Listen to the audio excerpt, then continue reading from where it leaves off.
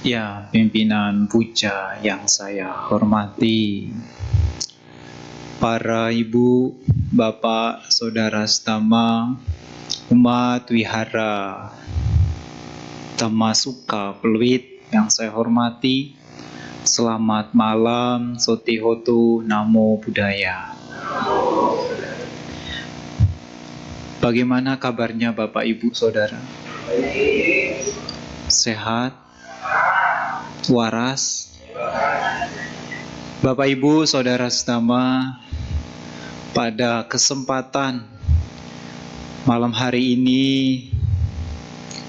mungkin saya sedikit mengganggu malam minggu Bapak Ibu, tetapi saya tidak panjang. Pada kesempatan ini kita bersama-sama datang ke wihara melakukan satu perbuatan baik. Saya rasa tidak hanya satu perbuatan baik, tetapi begitu banyak perbuatan baik yang dilakukan kalau sudah niatnya ke wihara. Ibu bapak saudara setama yang berbahagia, pada kesempatan ini ketika kita berbicara Dhamma, mendengarkan Dhamma, mendengarkan nasihat Dhamma, maka ada paling tidak 5 hal yang hendaknya kita tidak miliki agar kita mendapatkan keyakinan, agar pula juga kita betul-betul mendapatkan pandangan benar dari mendengarkan Dhamma. Maka oleh sebab itu kadangkala Bante sering bertanya, ada sebagian orang juga mengatakan, kenapa di saat mendengarkan Dhamma, di saat kita mendengarkan Dhamma, apa yang telah disampaikan itu kadangkala kita tidak paham, tidak mengerti. Betul apa benar? Betul apa benar? Betul ya. Ya, ibu bapak saudara setama, maka supaya kita tidak memunculkan persepsi, pikiran yang seperti itu, maka kita harus melenyapkan 5 hal ini. 5 hal ini apa saja? Yang pertama itu adalah, ini Bante berpesan, betul-betul harus Anda ingat, kalau supaya Anda bisa memahami, bisa mengerti, dan mendapatkan manfaat dari mendengarkan Dhamma. Yang pertama itu adalah, seseorang di saat mendengarkan Dhamma, ia merendahkan, mencela di saat seseorang berbicara Dhamma atau menyampaikan Dhamma. Ketika Anda ke wihara mengetahui bahwasannya hari ini adalah orang ini yang menyampaikan Dhamma atau biku ini yang menyampaikan Anda, di situ Anda mencela, merendahkan siapa dia. Dia biku baru, dia bukan orang lama, jauh lebih senior saya daripada dia, bahkan dia tidak memiliki pengalaman. Belum saja Anda mendengarkan Dhamma apa yang telah disampaikan, Anda sudah menjustifikasi, merendahkan, mencela seseorang. Maka bagaimanapun cara Anda untuk mendengarkan Dhamma, Anda tidak akan betul-betul paham. Anda tidak akan mendapatkan manfaat dari apa yang telah Anda dengar. Oleh sebab itulah, ketika kita mendengarkan Dhamma itu, senantiasa hendaknya kita tidak memunculkan pikiran-pikiran yang seperti itu. Kita tidak usah mencela, merendahkan orang yang menyampaikan Dhamma, tetapi kita harus mendengarkan Dhamma itu sendiri.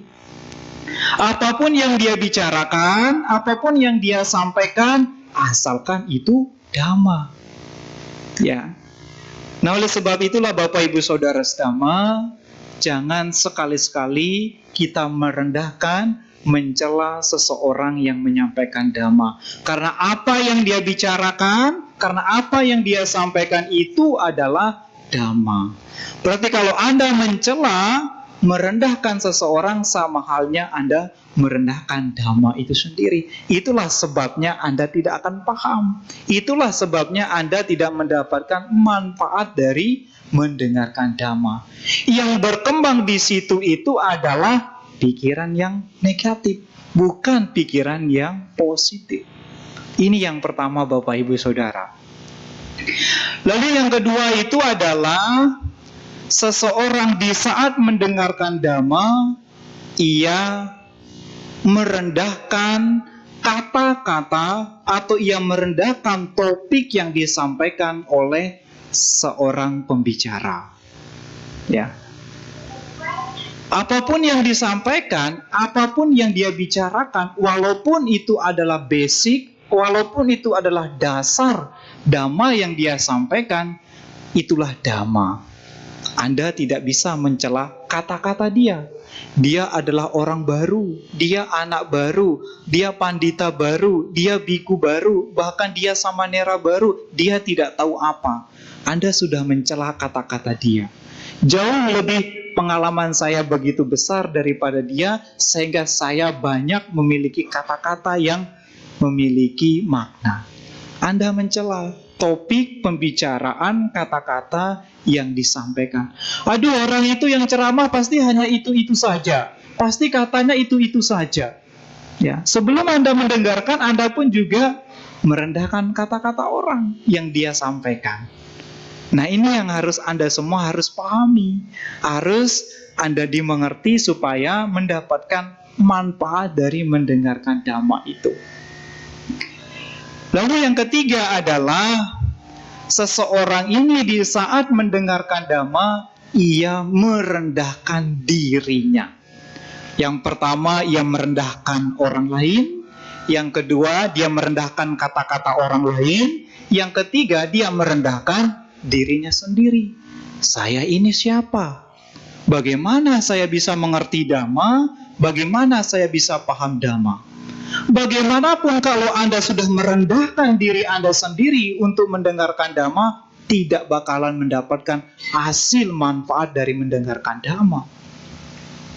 Nah, oleh sebab itulah Bapak Ibu Saudara sedama, dulu Sang Buddha sebelum beliau menyampaikan dhamma kepada siswa-siswanya selalu bertitip pesan di awal. Beliau selalu bertitip pesan di awal kepada para siswanya. Ketika pada itu Sang Buddha mengatakan, dengarkanlah dengan baik, perhatikanlah dengan baik saya berbicara. Nah, jadi Sang Buddha sebelum memberikan khotbah dhamma, sebelum memberikan nasihat dhamma kepada para siswanya, kepada para biku, beliau selalu mengatakan demikian. Supaya apa? Supaya ia menimbulkan perhatian untuk bisa mendengarkan apa yang telah disampaikan, lebih-lebih tidak menimbulkan micca ditthi, pandangan salah terhadap apa yang telah disampaikan. Nah, oleh sebab itulah Bapak Ibu Saudara sedama, sekali lagi ketika Anda mendengarkan dhamma, datang wihara mendengarkan dhamma, janganlah merendahkan diri terlebih dahulu. Saya orang bodoh, saya tidak mengerti apa, tidak pantas saya mendengarkan dhamma. Kalau Anda sudah merendahkan diri semacam seperti itu, sekalipun juga tidak akan mendapatkan akibat manfaat dari mendengarkan dhamma. Ini adalah yang ketiga. Yang keempat adalah di saat seseorang ini mendengarkan dhamma, dia tidak memiliki konsentrasi. Ya, dia tidak memiliki konsentrasi. Walaupun seseorang ini memiliki ingatan yang kuat, orangnya pintar, orangnya cerdas, orangnya cerdik, di saat dia mendengarkan dhamma, tetapi kalau pikirannya sedang berkelana, seperti monyet yang bergelantungan dari sini ke tempat yang lain, dia tidak akan mengerti juga. Walaupun dia orang pintar, Walaupun dia orang cerdik, walaupun analisisnya begitu mendalam, tetapi kalau di saat mendengarkan dhamma, batinnya mengembara, pikirannya di sana sini, tidak akan mengerti dhamma dengan seutuhnya. Nah, oleh sebab itulah, di saat Anda semua mendengarkan dhamma, hendaknya memiliki perhatian, hendaknya memiliki konsentrasi yang baik, supaya apa yang disampaikan itu betul-betul merasakan keyakinan, betul-betul merasakan manfaat dan tidak rugi datang ke wihara. Ya, yang rugi siapa? Ya Anda semua, bukan saya. Saya kan diundang untuk menyampaikan dhamma. Nah, ini Bapak Saudara Dhamma, maka inilah pentingnya memiliki konsentrasi di saat kita mendengarkan dhamma. Lalu yang kelima, yang terakhir itu adalah di saat seseorang mendengarkan dhamma, ia memiliki ayuniso manasikara. Apa itu ayuniso manasikara, Bante? Ia memiliki perhatian yang tidak bijak. Ayuniso manasikara itu artinya perhatian yang tidak bijak. Ya. Nah, di saat Anda tidak memiliki perhatian yang bijak, walaupun Anda dengan betul-betul konsentrasi mendengarkan dhamma, tetapi paling tidak Anda mengerti, memahami apa yang disampaikan itu. Anda betul-betul mengerti dan memahami, maka Anda akan merasakan sebagai manfaatnya. Nah, inilah 5 hal yang hendaknya harus Bapak Ibu semua pahami, mengerti untuk di saat mendengarkan dhamma. Ya, alih-alih 5 hal ini Anda hilangkan, alih-alih hendaknya Bapak Ibu Saudara mengembangkan 5 hal juga. Yang pertama tadi, seseorang ini merendahkan, harusnya tidak harus merendahkan seseorang. Yang kedua, yang tadinya orang ini merendahkan kata-kata yang disampaikan, harusnya jangan merendahkan kata-katanya. Yang ketiga tadi, harusnya dia tidak tidak merendahkan dirinya, harusnya dia harus mengembangkan dirinya untuk mendengarkan dhamma. Yang keempat, tadinya harusnya jangan untuk tidak memiliki konsentrasi, harusnya mengembangkan konsentrasi, harus memiliki perhatian untuk mendengarkan dhamma. Demikian yang kelima tadi, harus memiliki yoniso manasikara. Ya, yang di awal tadi itu adalah ayuniso, maka sebaliknya harus memiliki yoniso manasikara, perhatian yang bijak. Nah, kalau kelima hal ini Anda perhatikan, Anda pahami, maka Anda akan betul-betul merasakan keyakinan, manfaat dari mendengarkan dhamma. Bahkan sekalipun Anda akan memahami, bahkan sekalipun Anda pasti akan mengerti apa dhamma yang disampaikan oleh seseorang itu, Bapak Saudara Dhamma.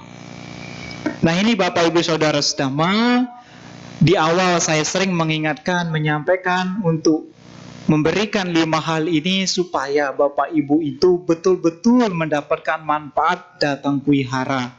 Tidak hanya sekadar duduk, memperhatikan muka saya, melihat saya berbicara, tetapi betul-betul juga merasakan manfaatnya. Betul-betul memahami juga apa yang telah Anda dengarkan. Jadi waktu Bapak Ibu meluangkan untuk datang wihara itu betul-betul bermanfaat, ya. Nah, ini Bapak Ibu Saudara Dhamma.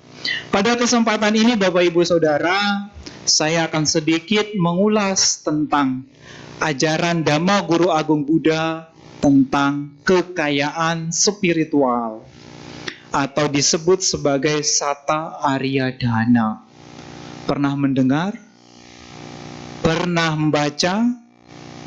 Kadang-kadang sama sekali tidak.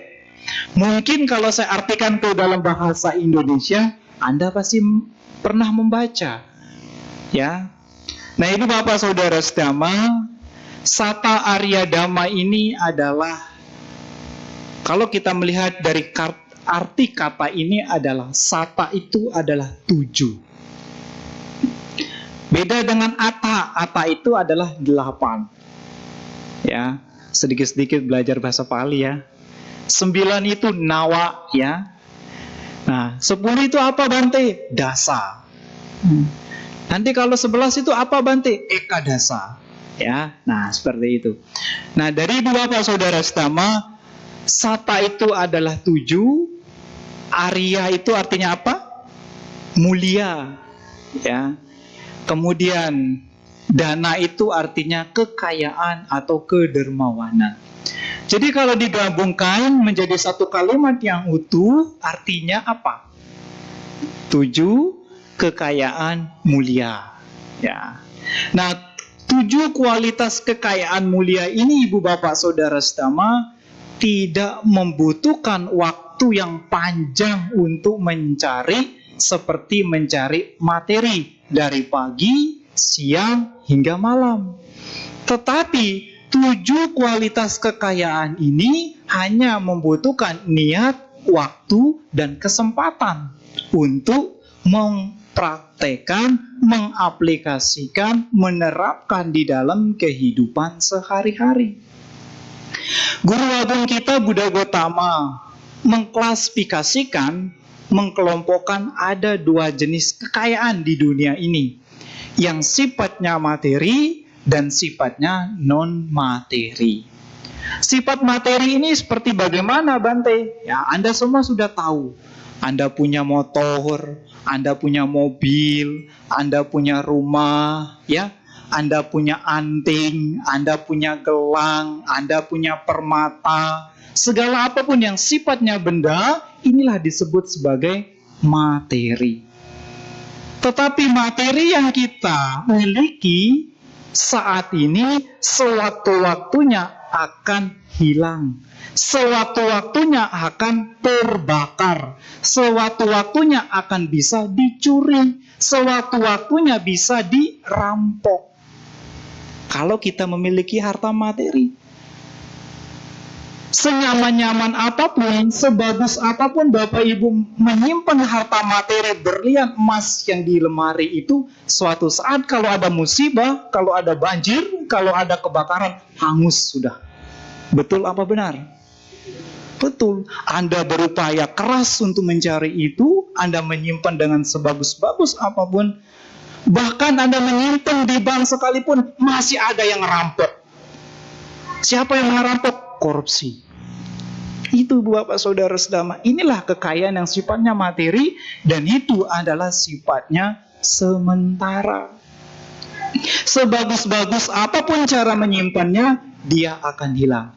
Seperti contoh, maaf saja ya, ketika Bapak Ibu melihat berita, melihat musibah, di mana saat itu mobil hangus, di mana saat itu rumah hancur, apapun benda-benda yang ada di dalam isi rumah itu hilang lenyap pada waktu itu. Dan ketika hilang lenyap, tidak bisa kembali lagi. Harus berusaha lagi untuk mendapatkan, untuk mencari.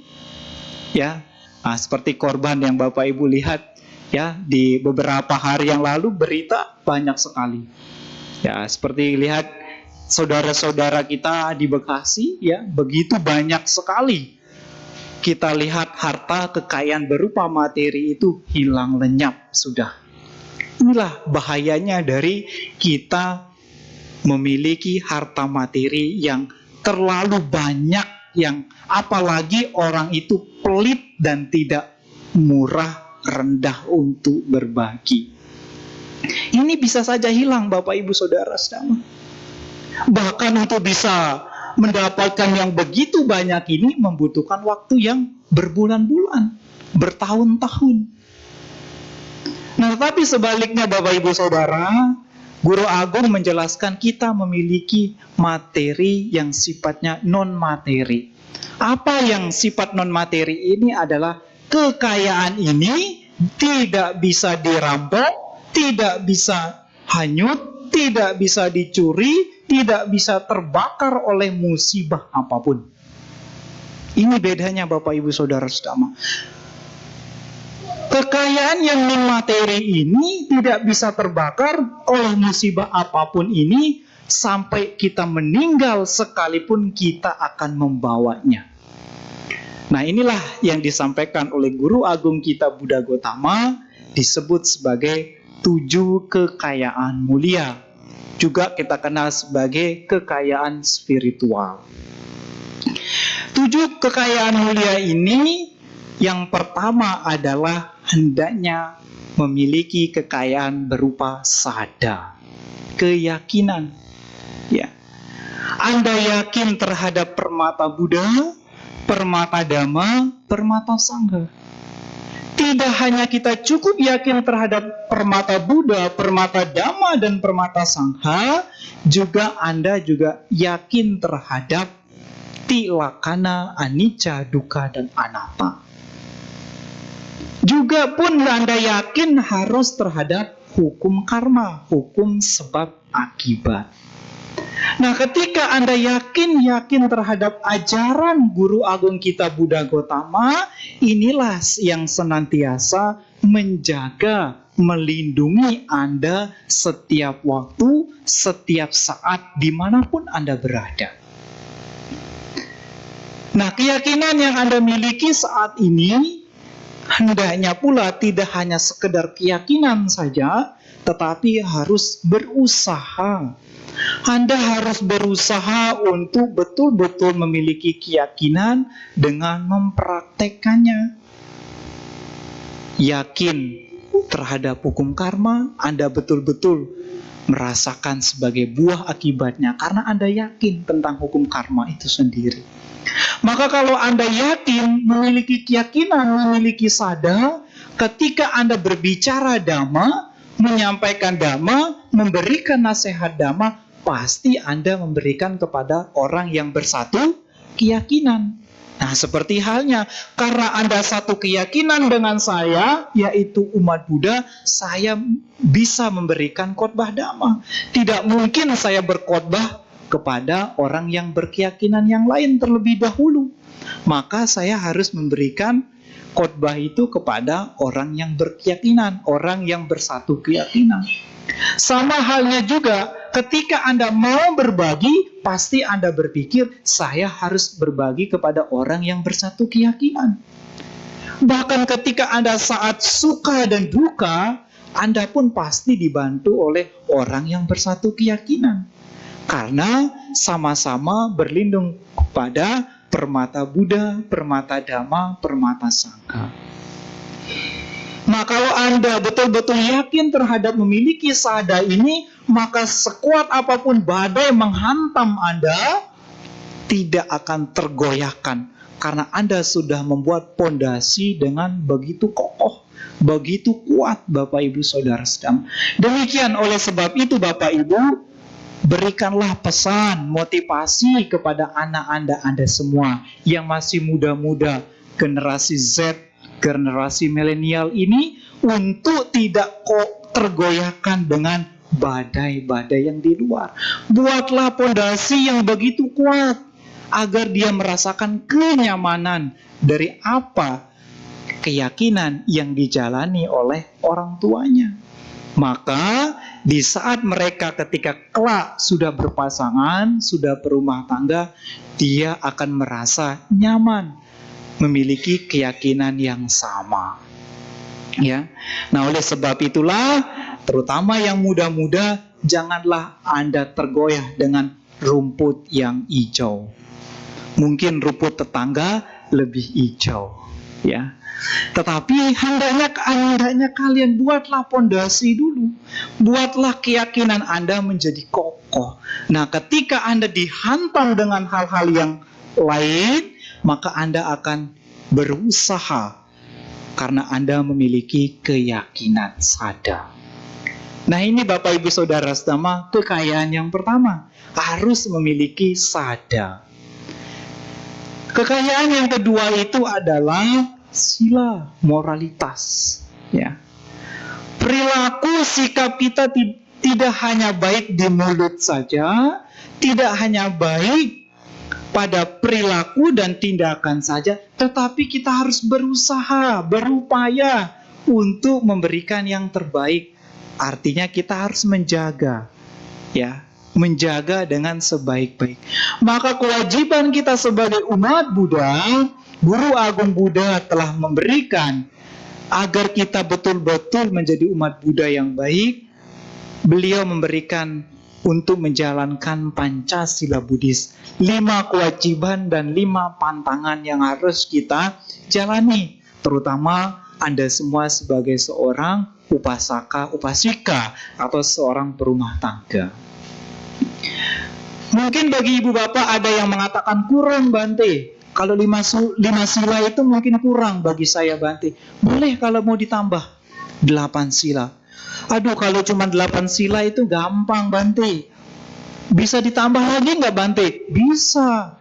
Dasa sila, 10 aturan lagi. Rasanya kurang nih, Bante, kalau 10.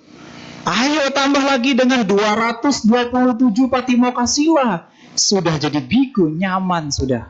Tidak ada yang kurang lagi. Mungkin bagi yang perempuan, mungkin bagi yang wanita, kurang, Bante, hanya kalau 227. Tambah lagi dengan 311. Sudah jadi bikuni. Tidak ada yang ditambahkan lagi. Ya. Nah, kalau Anda merasa kurang, lanjutkan lagi, tambah lagi begitu. Ya, supaya perilaku, sikap Anda jauh lebih baik lagi. Aduh, Bante, boro-boro menambah saja 5 saja, ini sangat sulit, Bante. Sehari-hari kadang berbohong ke suami istri ini, Bante. Kalau nggak berbohong nggak dapat lumayan nanti. Gitu ya.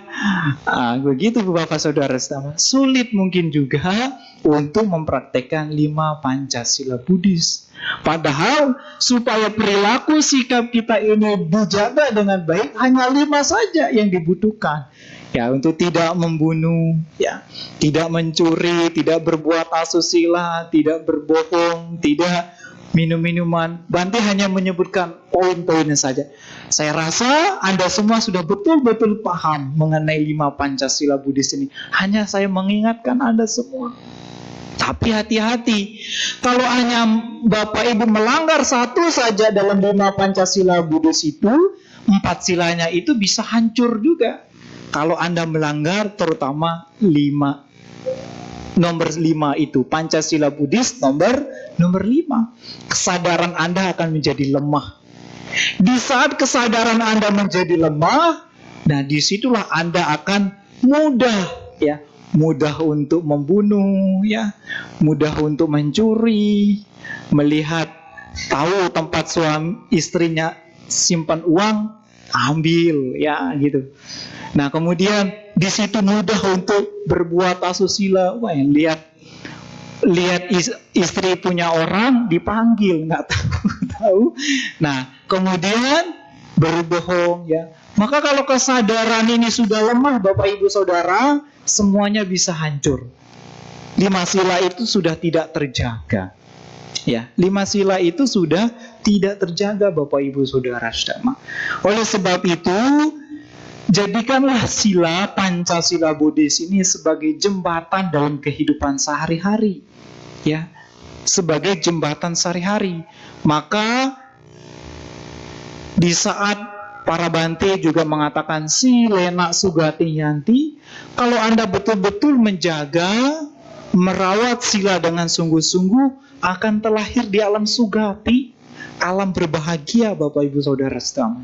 Kalau Anda betul-betul menjaga, merawat sila yang telah Anda praktekkan.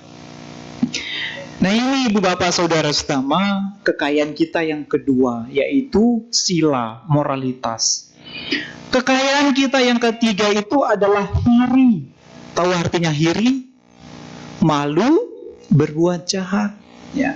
Kita harus malu, Bapak Ibu, berbuat jahat. Berbuat salah sekalipun kepada orang harus malu. Ya, kepada siapapun kita berbuat salah, kepada siapapun kita melakukan kesalahan, harus memiliki rasa malu. Ya, harus mengedepankan rasa maaf, rasa cinta kasih. Ya, harus malu.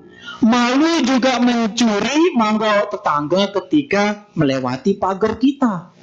pagar rumah kita, harus malu karena itu barang yang tidak diberikan. Ya, melihat mangga tetangga enak dipandang lewati pagar, ya sudah, karena nggak tahu ambil aja. Mas, saya minta ya mangganya, nggak didengar, ya udah ambil aja. Nah, kita harus malu dan bisa mempertanggungjawabkan perbuatan kita, Bapak Ibu Saudara. Walaupun orang lain tidak mengetahui, tetapi diri kita sudah mengetahui. Kita tidak bisa membohongi diri kita sendiri. Ya, tidak bisa kita membohongi diri kita sendiri, Bapak Ibu Saudara sedama. Ya, malu juga kita berbuat salah kepada orang lain, harus memiliki rasa maaf begitu. Mungkin saja pada kesempatan ini di awal punya niat yang baik dari rumah, wah saya mau kuihara, mendengarkan dhamma, melakukan puja bakti. Di saat dia mau datang kuihara, melihat orang yang tidak suka, batinnya murka, batinnya marah. Lebih-lebih orang yang dia tidak sukai ini duduk di sampingnya lagi. Waduh, gimana nih perasaannya ini? Ngapain sih orang ini di depan saya, di samping saya, buat saya jengkel begitu?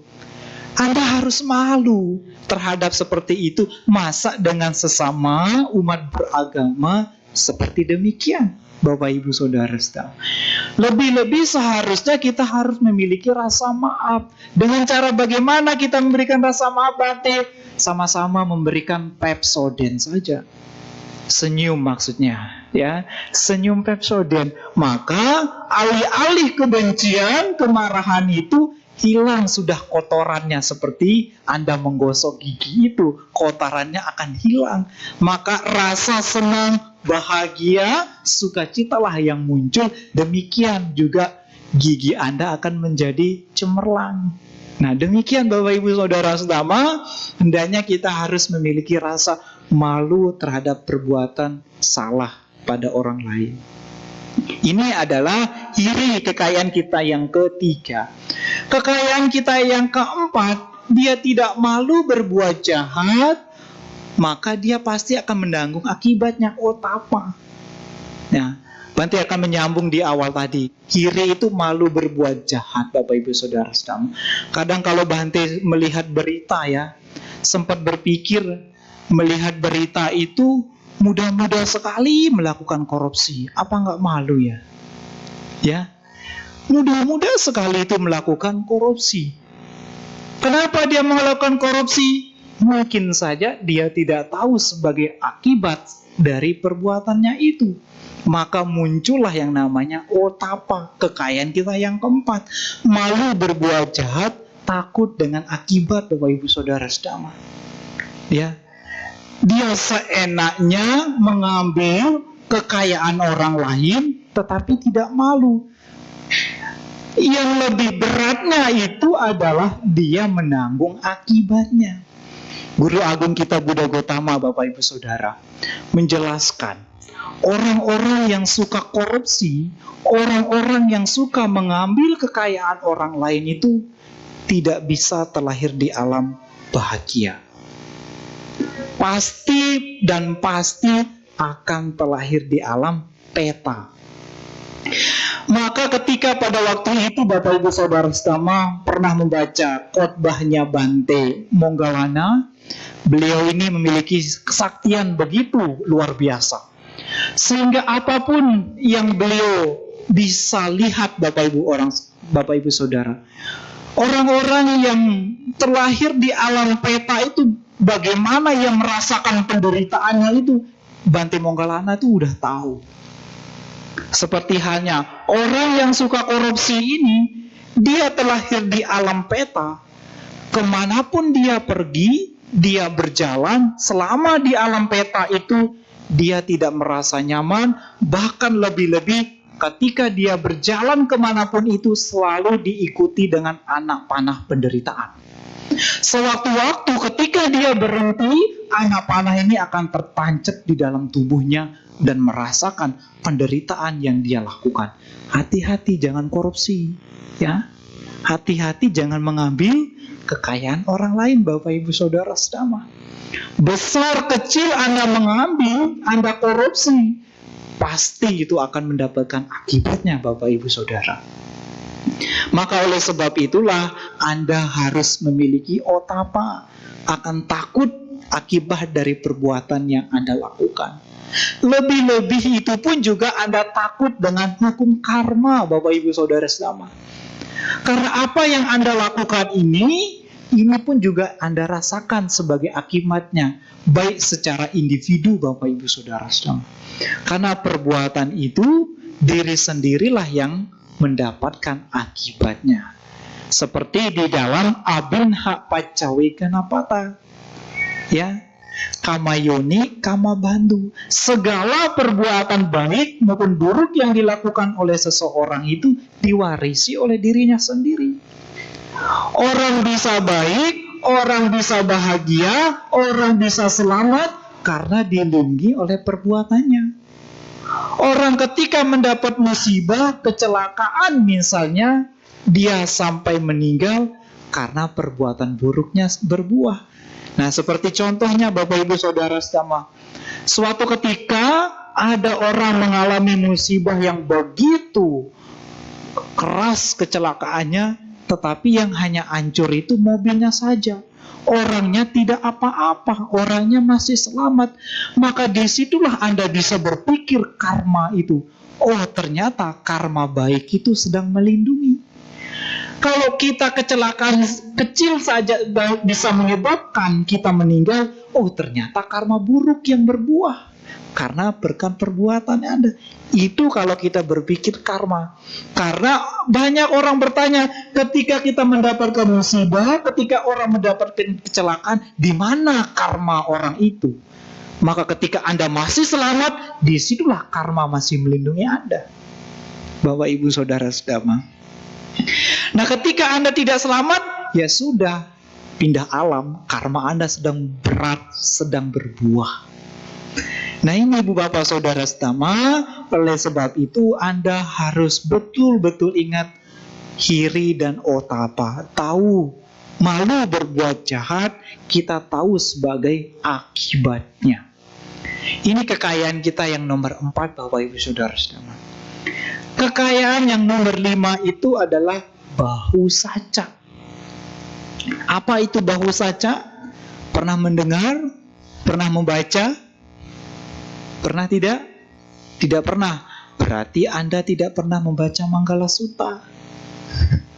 Bahu saca itu kan adalah memiliki pengetahuan. Bahu saca cak si panca winayo cak susikito. Memiliki pengetahuan dan keterampilan adalah berkah utama. Nah, bahu saca di sini adalah pengetahuan dhamma, Bapak Ibu Saudara.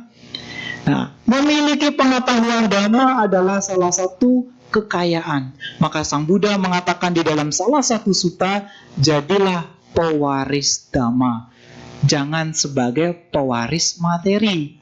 Nah, ini terdapat di dalam salah satu khotbah yang diberikan oleh Sang Buddha, disebut sebagai Saleka Sutta. Ya, jadilah pewaris dhamma, bukan pewaris materi. Nah, jadi wariskanlah dhamma-dhamma, pengetahuan dhamma yang Anda miliki ini, ya terutama kepada anak-anak Anda semua. Maka ketika kita melihat suatu cerita di zaman Sang Buddha, di mana pada waktu itu Pangeran Siddhartha sebelum menjadi seorang Buddha, beliau memiliki seorang anak. Anaknya namanya siapa? Rahula. Ketika Rahula ini berusia 7 tahun, dia menemui ayahnya yang sudah menjadi seorang Buddha. Disitulah ketika Rahula bertemu dengan Sang Buddha, dia meminta warisan kepada Sang Buddha. Ya, apa yang diwariskan oleh Sang Buddha kepada Rahula? Padahal Kapilavastu yang begitu besar yang telah ditinggalkan oleh Sang Buddha, justru itulah yang menjadi warisannya Sang Buddha karena sudah meninggalkan kehidupan berumah tangganya. Kekayaan yang begitu mewah pada waktu itu justru itulah yang menjadi warisan Rahula. Tetapi Ibu Bapak Saudara sekalian, bukan itu yang diminta oleh Rahula kepada Sang Buddha. Inilah kekayaan yang diberikan oleh Sang Buddha kepada Rahula, Bapak Ibu Saudara sedama. Kekayaan spiritual, bukan kekayaan materi. Artinya apa? Pada waktu itu warisan yang diberikan Sata Arya Dana ini yang diberikan oleh Sang Buddha kepada Rahula, disitulah kemudian karena betul-betul memahami apa yang diwariskan oleh Sang Buddha, disitulah kemudian Sang Buddha mewariskan jubah, mangkok, dan bul kepada Rahula sehingga menjadi samanera. Tidak mendapatkan harta kekayaan, Bapak Ibu Saudara sekalian. Jubah dan bul warisan yang diberikan oleh Sang Buddha kepada anaknya, yaitu Rahula. Sehingga jadilah samanera bernama Samanera Rahula pada waktu itu. Nah, kemudian tidak hanya cukup sampai jadi samanera, Rahula pun pengen menjadi biku, Bapak Ibu Saudara sekalian. Ya, akhirnya dua gurunya ini ya yang menabiskan menjadi samanera. Siapa gurunya? Siapa Kamawacaryanya? Siapa Anuwasanacaryanya? Bante Sariputta dan Bante Moggallana. Ya. Sehingga inilah yang menjadi pewarisnya, yaitu pengetahuan Dhamma, Dhamma Dayada Sutta, pewaris Dhamma, bukan pewaris materi, Bapak Ibu Saudara sekalian. Nah, pengetahuan Dhamma yang Anda miliki ini ya ditularkan, diberikan kepada anak cucu Anda semua, sehingga mendapatkan warisan yang begitu berharga bagi mereka. Nah, warisan-warisan berupa pengetahuan Dhamma ini, Bapak Ibu Saudara sekalian, sangat mudah sekali Anda mendapatkan. Hari Minggu karena sibuk tidak sempat datang wihara, putar saja YouTube di rumah, sudah mendapatkan Dhamma, pengetahuan Dhamma. Tidak sempat memutar Dhamma, di hari yang lain bisa mendengarkan Dhamma, atau bisa mendapatkan nasihat Dhamma dari orang lain yang mendengarkan Dhamma. Juga itu adalah bahu saca, Bapak Ibu Saudara sekalian. Ya, bahu saca itu sekarang di zaman saat ini tidak mudah, tidak seperti di zaman primitif. Ya, sangat sulit mungkin. Apalagi di zaman tradisional, di zaman masyarakat tradisional, sangat sulit sekali untuk mendapatkan pengetahuan Dhamma. Di zaman modern, di zaman postmodernisme sekarang ini, di mana sangat kemudahan Anda dapatkan. Ya, di zaman digital saat ini sangat mudah Anda mendapatkan pengetahuan Dhamma. Tinggal diunduh, tinggal di-download buku-buku Dhamma.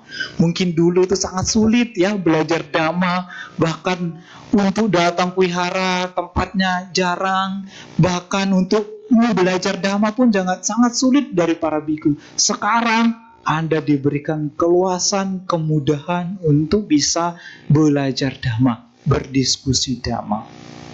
Nah, ketika Anda mendapatkan masalah, nah disitulah Anda harus belajar Dhamma. Maka di dalam Manggala Sutta dikatakan, kalena Dhamma sawahnam eta manggalam utama. Mendengarkan Dhamma di waktu yang sesuai adalah berkah utama. Maksudnya ini apa, Bante? Mendengarkan Dhamma di waktu yang sesuai ini. Nah, Sang Buddha mengatakan, Bapak Ibu, mendengarkan Dhamma di waktu yang sesuai ini adalah di mana saat pikiran batin kita ini dilandai dengan kegelisahan, dengan depresi. Itulah saatnya kita harus mendengarkan Dhamma. Datang wihara, berjumpa dengan para biku untuk meminta nasihat Dhamma.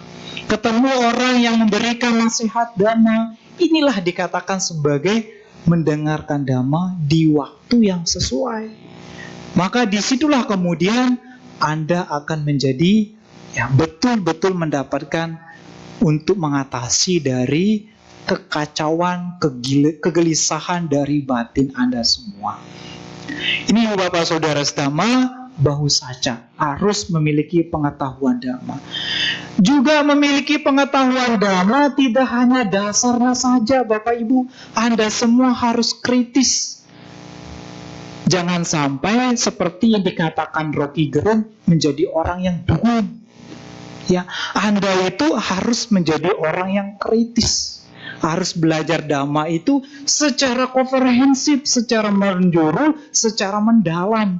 Supaya apa? Anda ini betul-betul kritis menjadi orang umat Buddha. Tidak hanya mengenal basicnya saja. Tidak hanya mengenal, yang saya tahu itu hanya dana, sila, samadhi. Selebihnya saya nggak mau tahu, bodoh amat sudah. Nah, kalau Anda sudah seperti itu, tidak mau berusaha lebih mendalam untuk belajar dhamma, maka disitulah pengetahuan Anda ya sampai di situ. Tidak begitu mendalam, tidak begitu komprehensif untuk menelaah dhamma yang secara mendalam itu. Anda bisa belajar abhidhamma, Anda bisa belajar sutta, lebih mendalam lagi Bapak Ibu Saudara sekalian. Ya.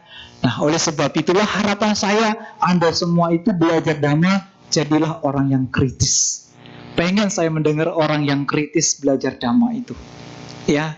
Supaya apa? Ketika di suatu saat kita mendapatkan pertanyaan, mendapatkan suatu pertanyaan dari keyakinan yang lain, Anda bisa betul-betul menjawab secara data, Bapak Ibu Saudara semua, secara literatur Buddhis. Maka apa yang Anda jawab, apakah apa yang Anda berikan itu betul-betul berfaedah bagi orang itu. Ya, betul-betul berfaedah. Anda dikatakan sebagai orang yang benar. Anda dikatakan sebagai orang yang hebat. Kalau Anda betul-betul bisa belajar dhamma secara kritis lebih mendalam. Ya, lebih-lebih karena saya nggak belajar filsafat Bante, maka saya nggak kritis ini Bante. Coba kalau saya belajar filsafat, saya kritis pasti Bante.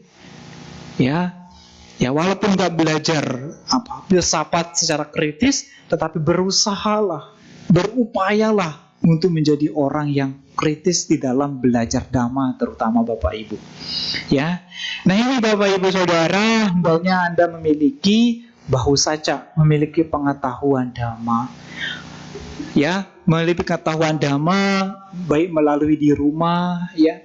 Di rumah rasanya bosan, ya, duduk rasanya bosan, dengarkanlah dhamma. Walaupun mungkin hanya 5 menit, 10 menit, bosan mendengarkan dhamma terus Bante. Akhirnya saya buka HP, scroll lah TikTok Bante.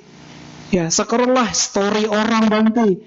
Alih-alih tidak mendapatkan sesuatu yang bermanfaat, karena suka scroll TikTok, scroll orang joget-jogetan yang nggak jelas gimana begitu, yang nantinya mungkin di copy paste sehingga bisa diaplikasikan, ya alih-alihnya menjadi orang yang sindrom, ya rusak sudah kebiasaan-kebiasaan yang seperti itu. Nah, maka juga di dalam bermain media sosial, di dalam digitalisasi itu Anda harus betul-betul baik cara menggunakan medsos, media sosial. Ya, tidak hanya kita mengendalikan ucapan, tidak hanya kita mengendalikan perbuatan kita saja, tetapi kendalikan tangan juga. Ya, karena perbuatan buruk itu tidak muncul melalui ucapan, tidak hanya muncul dari perbuatan saja, tetapi juga muncul dari tangan kita sendiri. Melihat berita yang sedikit memanas, di-share. Grup mak-mak, grup bapak-bapak, ya, di-share segala macam. Ya, jadi perbuatan buruk dapat. Harusnya yang bermanfaat itu yang di-share, dibagikan Bapak Ibu Saudara. Hati-hati dalam bermain media sosial. Ya, bahkan Bapak Ibu Saudara setama, saya juga belajar mengenai media, karena saya juga masih belajar dalam komunikasi. Di situ juga saya belajar mengenai bagaimana komunikasi digital itu. Saya mendapatkan pengetahuan, kita juga harus punya hati-hati ketika kita menyebarkan, men-share, ya, apapun berita-berita. Lebih-lebih kalau berita di situ disertakan link, kemudian Anda klik di situ, privat Anda bisa akan bocor. Ya, privat Anda akan terbongkar, hilang semua memori Anda, terbongkar memori Anda. Maka hati-hati di dalam bermain media sosial, apalagi di dalam share berita-berita yang tidak baik. Perlu Anda mengendalikan tangan Anda ini semua, supaya tidak sindrom begitu ya. Nah ini Bapak Ibu Saudara sedama harus memiliki kewaspadaan di dalam bermain media sosial. Bapak Ibu Saudara sedama, ini adalah kekayaan kita yang kelima, yaitu bahu saja, memiliki pengetahuan dhamma. Kemudian kekayaan kita yang keenam adalah caga, kedermawanan. Kedermawanan di sini adalah kita berbagi, memberi, bersedekah kepada siapapun, terutama kepada orang-orang yang membutuhkan lebih tepatnya. Ketika kita memberi, ketika kita bersedekah, ketika kita memberi tanpa harus imbalan, tanpa harus meminta embel-embelan, Bapak Ibu Saudara, ya, maka akan betul-betul merasakan sebagai manfaatnya. Maka Guru Agung kita Buddha Gautama mengklasifikasikan dana ini dalam 3 hal. Yang pertama itu disebut sebagai dana materi. Yang kedua adalah dana kehidupan. Yang ketiga adalah dana kebenaran. Dana materi ini apa? Ya, Anda berdana pakaian, Anda semua berdana barang-barang yang menjadi kebutuhan orang. Ini juga dana kehidupan. Ya, dana kehidupan ini bukan berarti ketika Anda melihat berita, Anda sedih, melihat berita yang banjir, ya, Anda sedih, Anda kasihan, ya harus Anda berupaya untuk memberikan suatu barang yang memang menjadi kebutuhan orang yang sedang dibutuhkan. Nah, kemudian yang kedua adalah dana kehidupan. Ya, dana kehidupan di sini adalah kita membantu, ya, makhluk yang mungkin sedang mengalami kematian. Kita membantu secara secepat mungkin, segera mungkin, sehingga dia bisa terselamatkan, bisa hidup kembali. Ini adalah dana kehidupan. Dana kehidupan yang lain juga ketika kita melihat saudara-saudara kita sedang sakit, sedang membutuhkan bantuan, dengan cara bagaimana kita membantu? Ya, berdonor darah. Itu adalah dana kehidupan, ya. Kemudian yang ketiga adalah dana kebenaran. Apa yang dimaksud dengan dana kebenaran ini? Ya, dana kebenaran ini adalah Anda berusaha mengajak teman Anda berusaha mengajak keluarga Anda untuk mendengarkan dhamma, datang wihara mendengarkan dhamma. Inilah dana kebenaran. Anda memberikan pinjaman buku dhamma kepada sahabat Anda, kepada tetangga Anda. Ini adalah dana kebenaran. Anda memberikan nasihat dhamma kepada orang yang sedang menderita, pada orang yang sedang membutuhkan nasihat dhamma. Ini adalah dana kebenaran. Ya, Ibu Bapak Saudara sedama. Nah, tinggal saja 3 jenis dana ini membutuhkan waktu kapan Anda mau mempraktekannya. Kapan waktu Anda berusaha untuk mengaplikasikan. Nah, ini Ibu Bapak Saudara sedama, dana ini adalah kedermawanan. Kita berbagi, memberi. Maka oleh sebab itulah di dalam dasa parame itu, dana itu nomor 1. Kenapa nomor 1, Bante? Tidak kanti yang nomor 1. Kenapa harus dana? Karena dana ini sifatnya itu adalah mudah untuk diaplikasikan. Mudah untuk diaplikasikan dan tidak membutuhkan biaya yang begitu besar. Ya. Ketika kita melakukan dana, selain dari dana materi yang tadi, Anda bisa melakukan dana kehidupan dan dana kebenaran. Sangat mudah Bapak Ibu Saudara sedama. Hanya saja mudah itu kalau kita mau mempraktekkan, kalau kita ada waktu untuk mempraktekkan. Sulit bagi kita kalau kita tidak mau mempraktekkan. Sulit bagi kita kalau kita tidak mau mengaplikasikan di dalam kehidupan kita sehari-hari Bapak Ibu Saudara sedama. Nah, sebagai manfaat dari berdana, tentu Anda sudah mengetahui, yaitu secara umum adalah ayu wano sukang bala. Anda mendapatkan usia yang panjang, kesehatan, kekuatan, rupawan, memiliki keelokan. Maka Anda yang suka memberi, Anda yang suka berbagi itu, lihat mukanya itu masih cemerlang. Masih seperti bintang dan rembulan terangnya, ya kan? Karena masih suka memberi. Kalau orang yang tidak suka memberi, lihat itu mukanya masih suka cemberut, masih suka marah-marah itu. Karena belum bisa rela melepaskan. Nah, itu Bapak Ibu Saudara Sedama. Bapak Ibu Saudara Sedama, ini adalah kekayaan yang keenam, yaitu caga, kedermawanan, memberi, bersedekah, berbagi kepada orang-orang. Kekayaan kita yang ketujuh adalah panya, kebijaksanaan. Ya, kebijaksanaan di sini itu adalah tahu apa yang kita lakukan. Ya, jadi orang yang bijaksana itu Bapak Ibu Saudara, dia tahu apa yang dia lakukan. Tahu ini adalah sesuatu yang bermanfaat, tahu ini adalah sesuatu yang merugikan, tahu ini adalah sesuatu yang membawa pada kelahiran penderitaan, dia tahu ini adalah hal yang perbuatan yang membawa pada kelahiran yang baik di alam bahagia.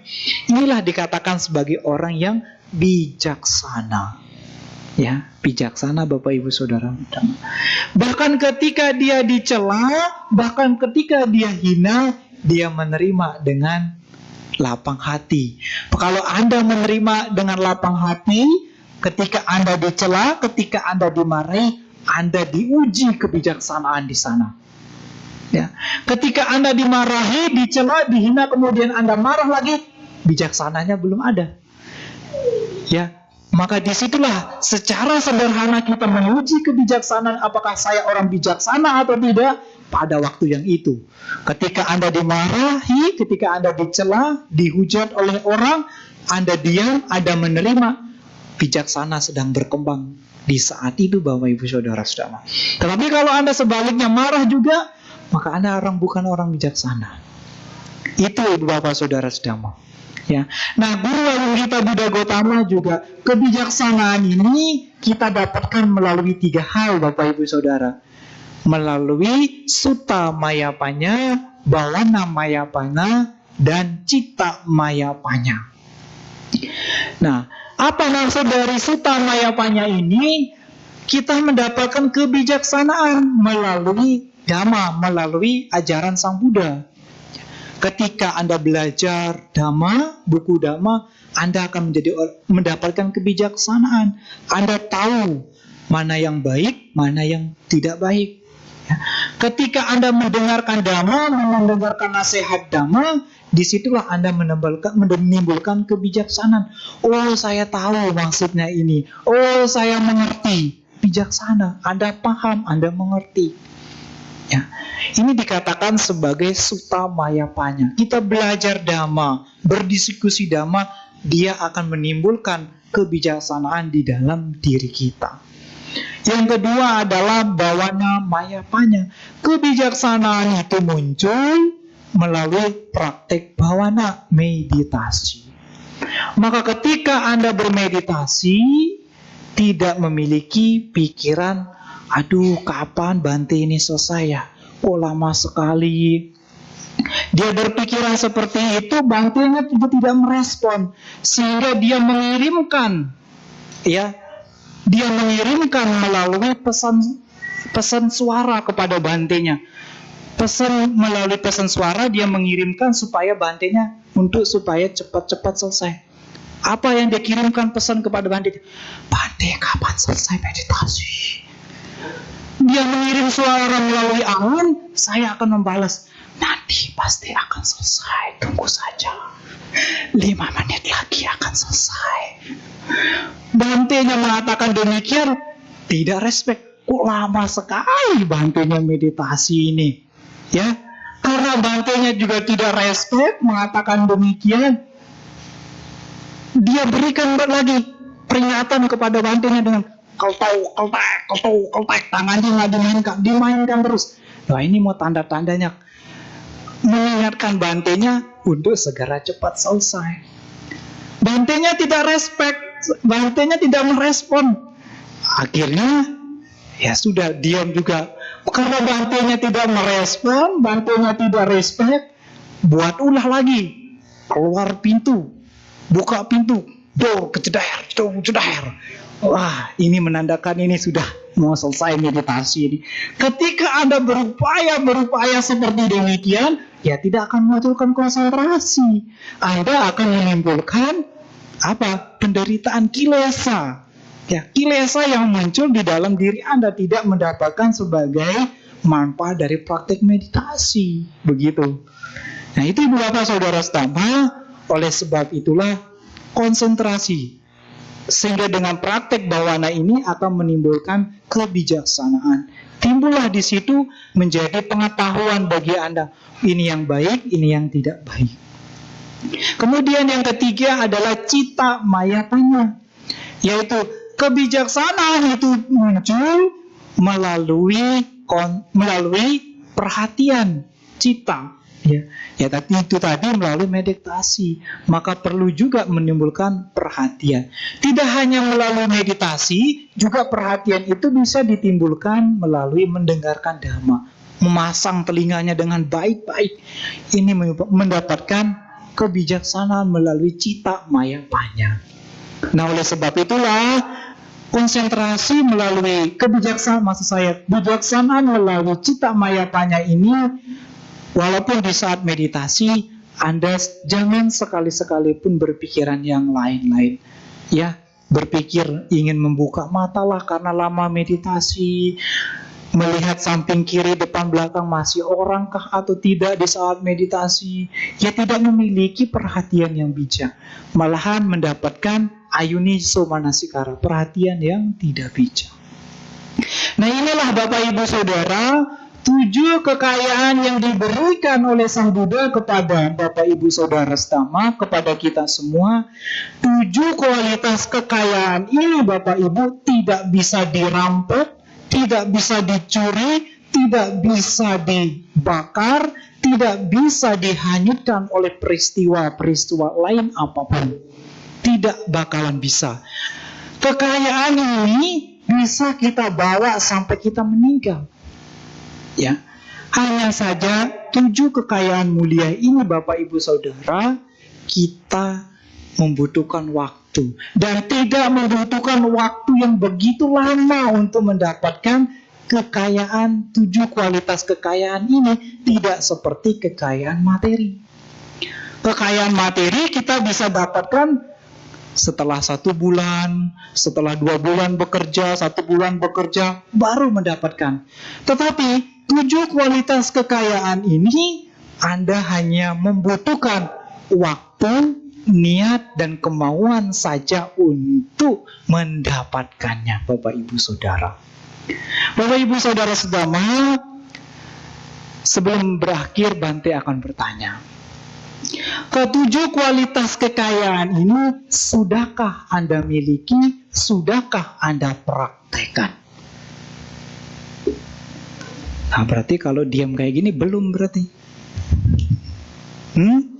Sudah apa belum Anda praktekkan? Sudah punya apa belum? Ya.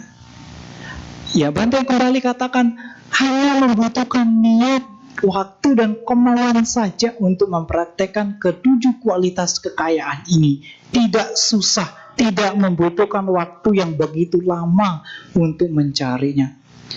7 kualitas kekayaan ini Bapak Ibu Saudara, Anda bisa dapatkan dalam 7 hari.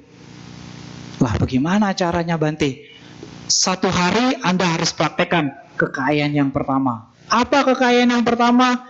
Yaitu adalah sada. Hari pertama Anda bertekad, berniat, saya mau mendapatkan 7 kualitas kekayaan ini ada di dalam diri saya.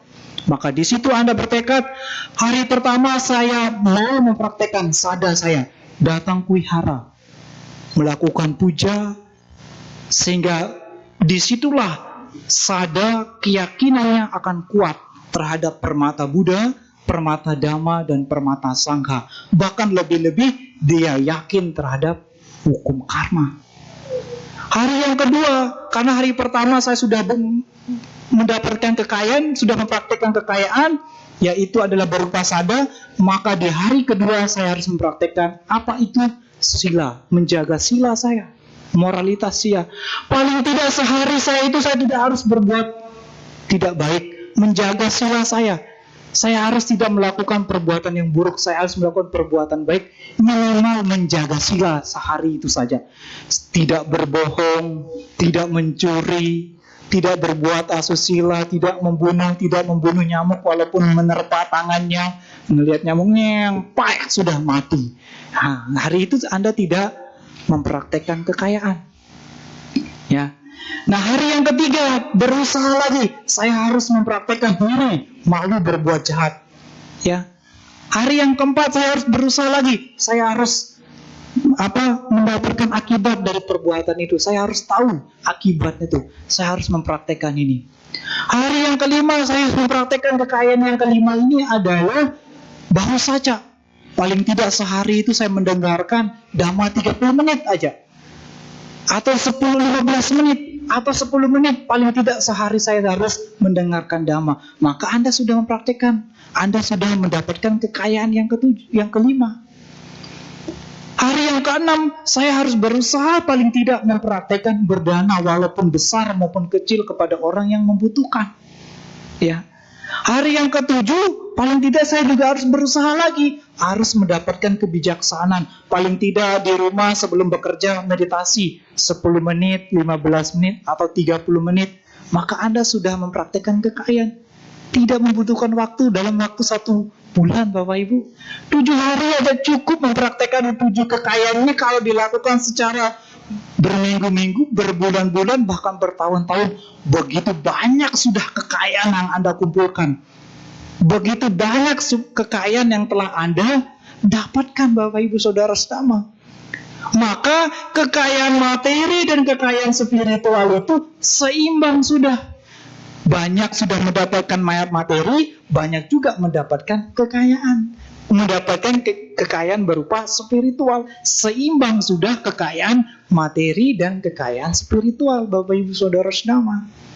Kalau Bapak Ibu Saudara betul-betul memberikan waktu, niat, kesempatan untuk mempraktekkan 7 kualitas kekayaan ini.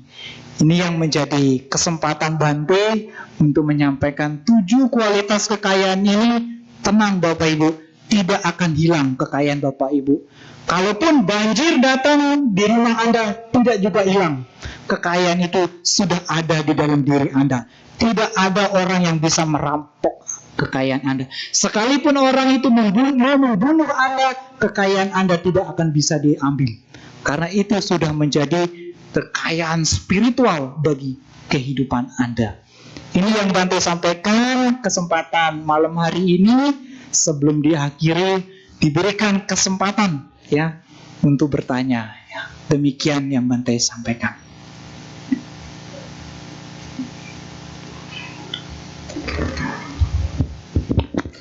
Sebelum memasuki sesi tanya jawab, kami menginformasikan bahwa pertanyaan bisa dilakukan dengan 2 cara, yaitu secara langsung, bertanya secara langsung kepada Bante, atau dengan pertanyaan secara tertulis yang dikirimkan ke WhatsApp admin Wihara Pluit Dhamasuka di nomor 0811 9921 098. Sambil menunggu pertanyaan masuk, mari kita buka kembali buku tuntunan kebaktian kita untuk menyanyikan sebuah lagu. Kepada petugas kami persilahkan.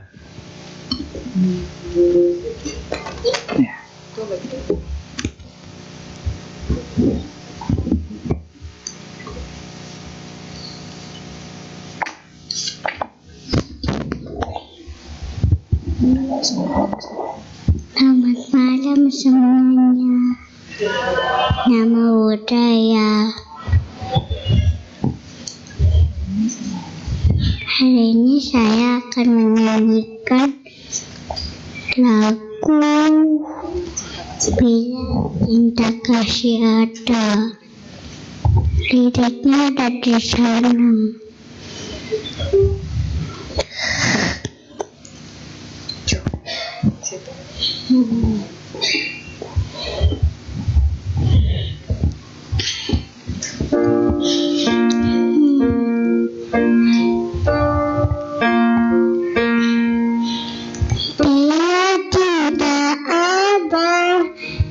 Hati kita, maka tiada lagi bersama.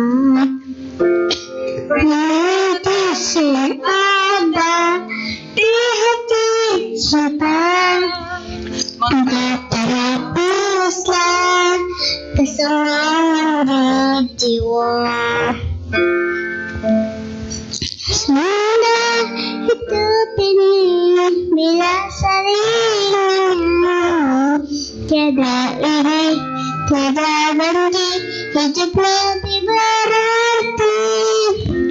Semuanya kita sama, tiada berbeda, punya hati, punya rasa, ingin hidup tentram bahagia.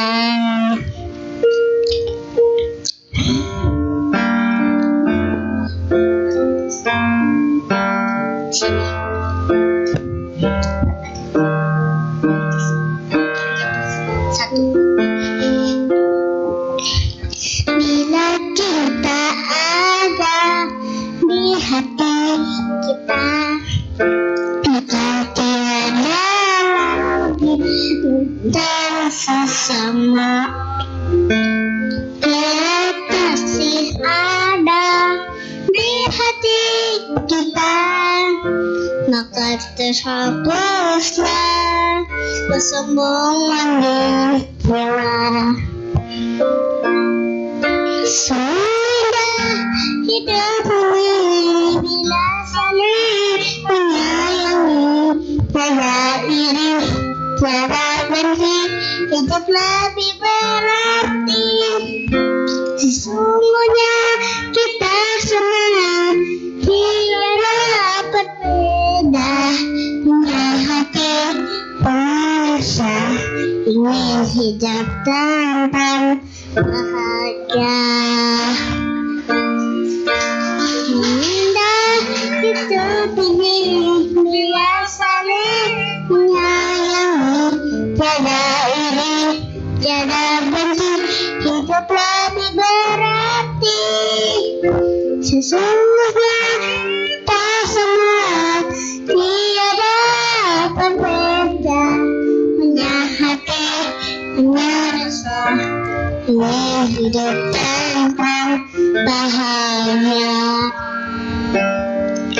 Ingin hidup tentram bahagia. Terima kasih.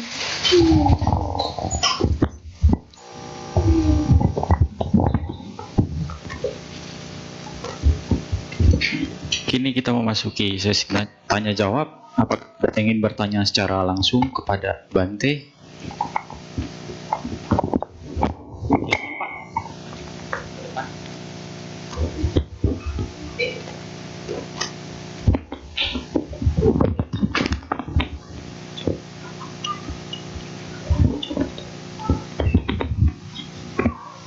Ya, terima kasih Bante. Tapi kalau kalimat saya salah, tolong dikoreksi Bante. Yang saya tangkap tadi awal dari ceramah Bante itu ada tanda petik mungkin pelecehan ya, pelecehan umat terhadap penceramah ya. Apakah seperti itu bahasanya? Itu yang pertama. Terus yang kedua, ini pengalaman saya, tapi saya nggak mau sebutin wiharanya. Jadi, dan sudah lama, sekitar tahun 96, kan sudah lama sekali tuh. Tapi masih mengena dalam pikiran saya. Setelah selesai kebaktian, penceramahnya itu anggota sangha. Dia samperin umat, bagaimana ceramah saya, bisa diterima atau tidak. Nah, jadi pengalaman saya itu mungkin bisa memberi gambaran terhadap pertanyaan saya yang pertama itu. Terus yang kedua ini sharing aja Bante. Kalau kadang-kadang apa yang ada dalam pikiran, terutama saya ya, saya nggak tahu yang lain atau apa yang ada dalam pikiran saya itu tidak sesuai dengan apa yang diceramahkan. Itu yang pertama. Maksud saya begini, kita juga kadang mau mendengar dan mau didengar. Terima kasih Bante.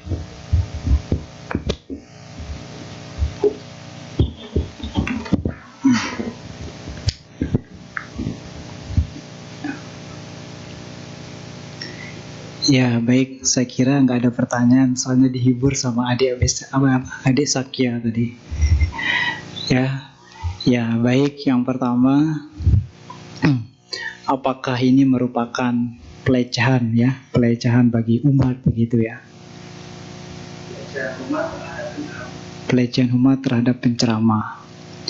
Ya demikian seandainya umat memiliki atau terobsesi dengan tanda petik tadi pikiran yang semacam seperti itu, ya mungkin tidak menghargai, lebih tepatnya tidak menghargai sebagai orang yang berbicara. Nah kadangkala kenapa di awal selalu saya menyampaikan itu, agar betul-betul Anda itu apa yang disampaikan oleh narasumber atau pembicara itu, ketika pulang itu Anda mendapatkan manfaatnya, Anda mendapatkan pengetahuannya, ya. Karena kebanyakan Bante temukan, dan dia bercerita, orang bercerita, jujur Bante, apa yang disampaikan oleh Bante si ini atau orang ini pun juga saya belum paham, ya, belum paham dan tidak mengerti apa yang disampaikan itu. Nah maka oleh sebab itulah yang tadi itu Sang Buddha yang memberikan, bukan saya. Ketika seseorang menyampaikan dhamma itu, jangan merendahkan orang. Karena apa yang disampaikan oleh orang itu, ya, apapun yang disampaikan, yang dibicarakan oleh orang itu, selagi itu dhamma, didengarkan, ya. Makanya ketika mendengarkan dhamma itu tidak harus melihat orangnya siapa. Apakah dia samanera, apakah dia seorang biku baru, apakah dia seorang romo pandita.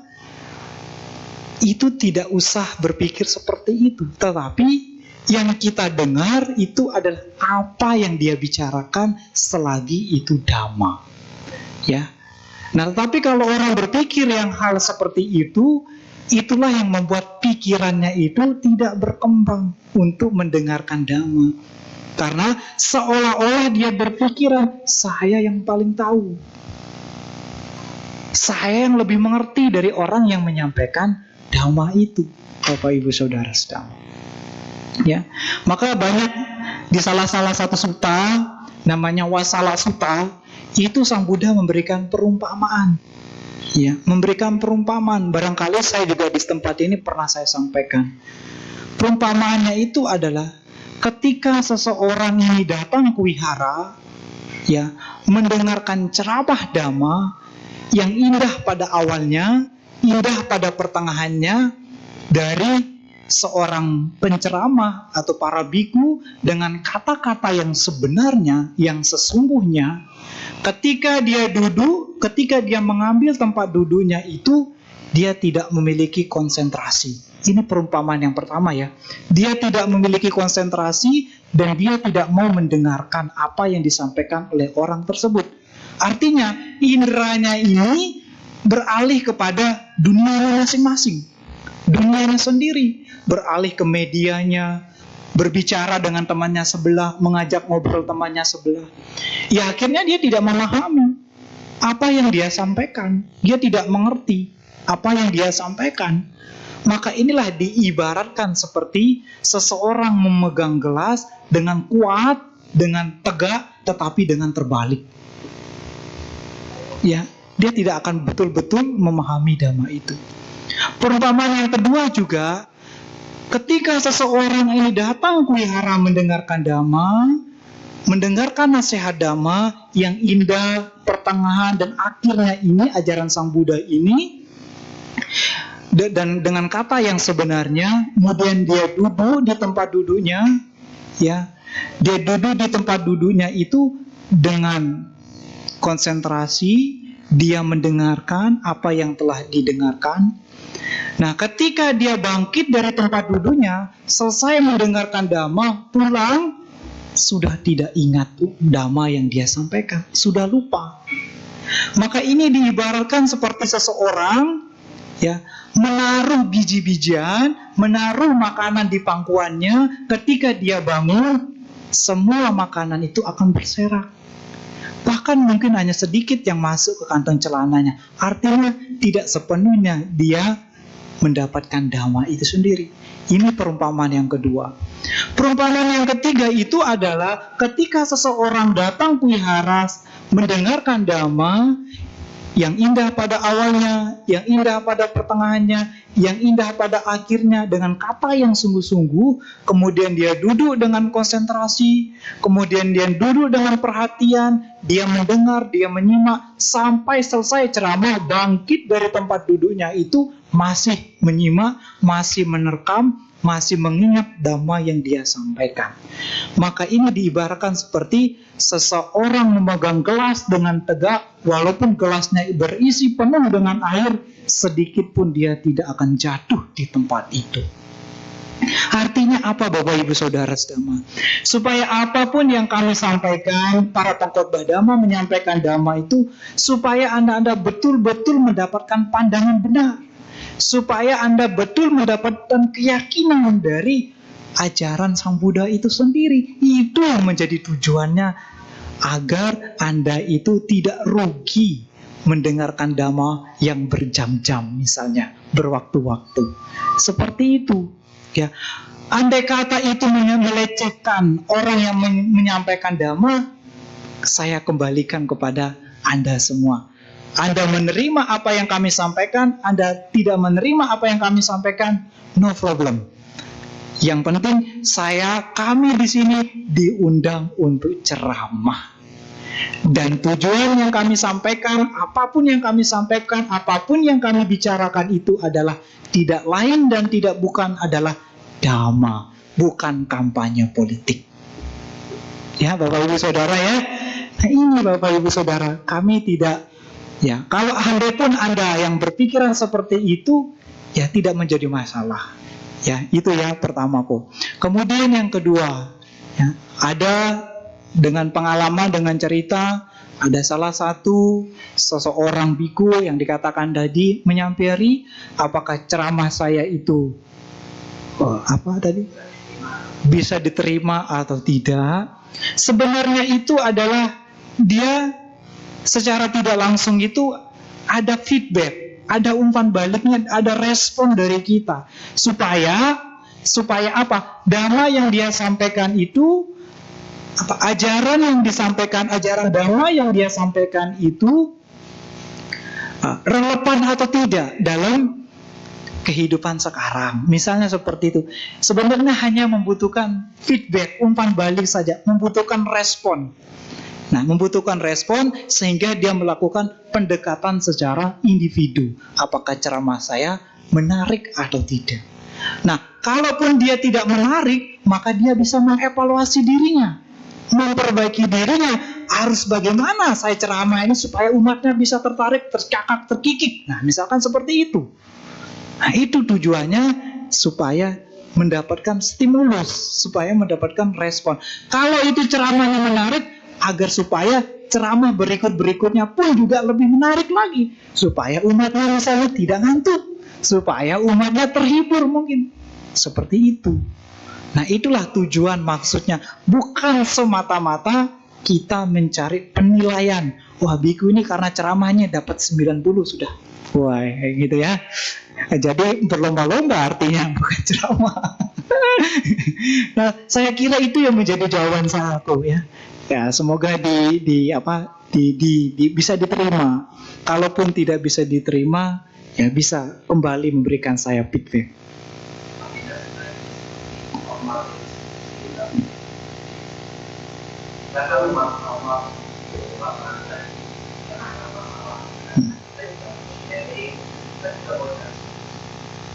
Itu pendapat saya mungkin tidak salah, betul ya. Jadi betul, memang Bapak Ibu Saudara, Sang Buddha sudah mengatakan ketika kita sedang terobsesi dengan permasalahan, dengan begitu banyak konflik, justru disitulah kita harus mendapatkan untuk mengatasi, mendapatkan solusi. Dengan cara bagaimana? Datang ke wihara. Maka ini yang Bante sering kadang tekankan, tidak usah malu-malu datang ke wihara. Malunya mungkin karena nggak bawa minuman, ngasih Bante. Tidak mengharapkan seperti itu Bapak Ibu Saudara sekalian. Tidak usah malu-malu. Bante akan mengatakan, Anda itu justru malu kalau Anda berbuat salah. Bante pasti akan mengatakan, justru Anda itu malu kalau mencuri. Kalau datang ke wihara mencuri, baru Anda malu. Tetapi kalau Anda datang ke wihara untuk mendapatkan motivasi, mendapatkan solusi untuk mengatasi berbagai masalah Anda, kami welcome. Tidak ada larangan, kecuali ya Bapak Ibu ya, kecuali kami tidak ada di tempat itu.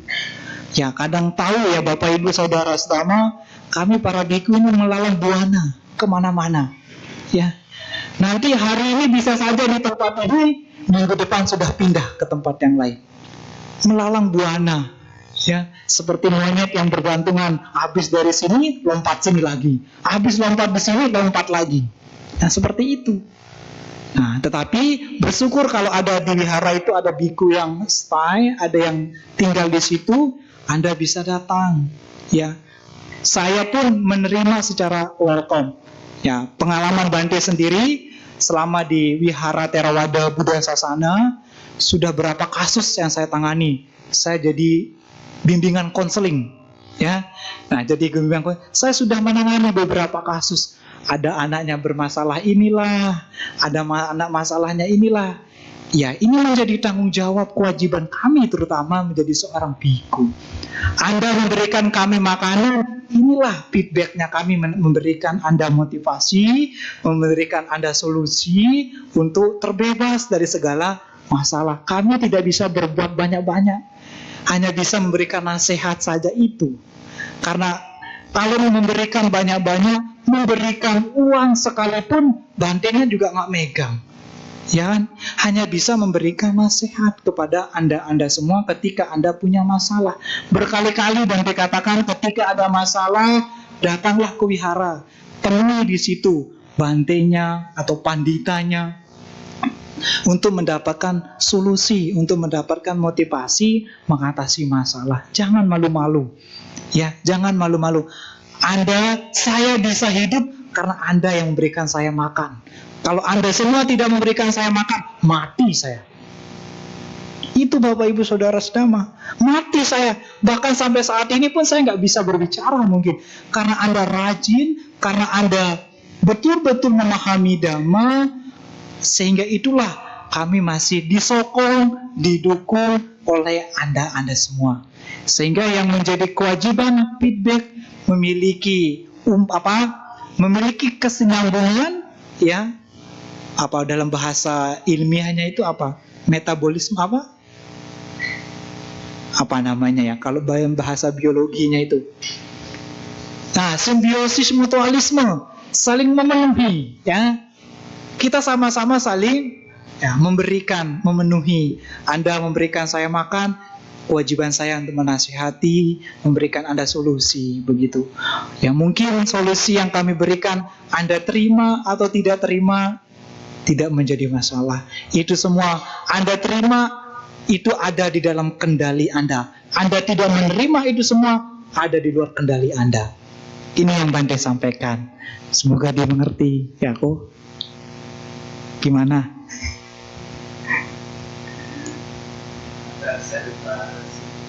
Bisa diutarakan. Nanti kita face to face kalau gitu ya, 4 mata kalau gitu ya. Ya begitu Ibu Bapak Saudara. Ada lagi? Nah, habis waktunya katanya ya. Ya ini Bapak Ibu Saudara Setama, dalam kesempatan ini mungkin saya panjang kali lebar menyampaikan Dhamma, tidak kapok mengundang saya. Ya semoga apa yang Bante sampaikan pada kesempatan ini, yaitu 7 kualitas kekayaan yang harus betul-betul Anda luangkan waktu, niat, kemauan Anda, sehingga begitu banyak kekayaan yang Anda miliki, dan kekayaan ini akan menjadi kekayaan spiritual bagi Anda, baik dalam kehidupan saat ini maupun kehidupan yang akan datang. Semoga Anda semua maju di dalam Dhamma, Sabe Sata Bhavantu Sukhitata. Semoga semua makhluk berbahagia.